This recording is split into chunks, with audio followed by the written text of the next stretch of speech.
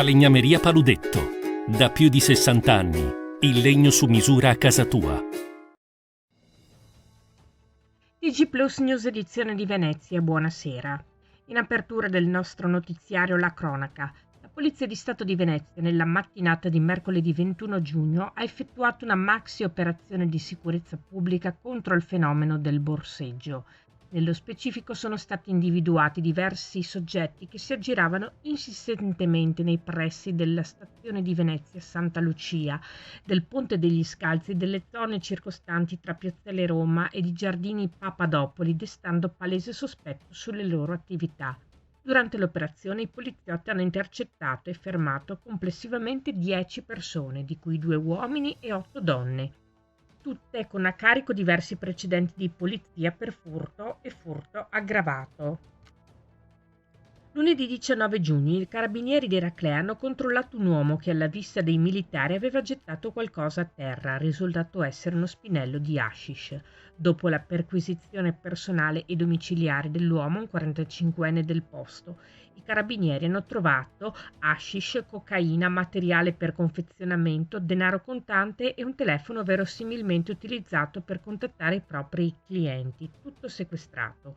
L'uomo è stato arrestato e posto agli arresti domiciliari presso la propria abitazione in attesa dell'udienza di convalida dell'arresto tenutasi mercoledì 21 giugno, nel corso della quale è stato convalidato l'arresto con la sottoposizione all'obbligo di presentazione quotidiana alla polizia giudiziaria presso la stazione carabinieri di Eraclea. E martedì 20 giugno i carabinieri di Jesolo sono intervenuti al Lido per la segnalazione del furto di uno zaino in danno di un giovane turista del Vicentino sul lungomare Mike Bongiorno. La vittima, tramite il tracciamento del proprio cellulare che era all'interno dello zainetto, ha seguito a distanza chi gli ha sottratto lo zainetto stesso, chiamando contestualmente tramite il 112 la centrale operativa dei carabinieri, che ha inviato nell'immediatezza una pattuglia. I 2 individui sono stati fermati dai militari a poche centinaia di metri all'angolo di via Ugo Foscolo.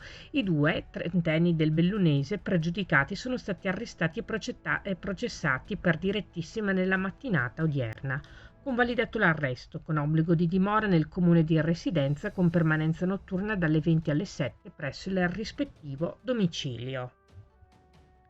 E giovedì 22 giugno a Eraclea i carabinieri hanno rintracciato e notificato a un 42enne di nazionalità marocchina pregiudicato un ordine di esecuzione per l'espiazione di una pena detentiva. Allo stesso è stato notificato il provvedimento detentivo emesso il 21 giugno dall'Ufficio Esecuzioni Penali della Procura della Repubblica presso il Tribunale di Treviso a seguito di una condanna divenuta definitiva per la pena della durata di 9 mesi e 28 giorni di reclusione per tentato furto aggravato e resistenza a un pubblico ufficiale in concorso commessi a Censalto nel maggio del 2020. Al termine dell'iter giudiziario l'arrestato è stato pertanto accompagnato presso il domicilio per l'espiazione della pena, così come disposto dall'autorità giudiziaria. E si chiude qui il nostro notiziario. Grazie per averci seguiti. Arrivederci.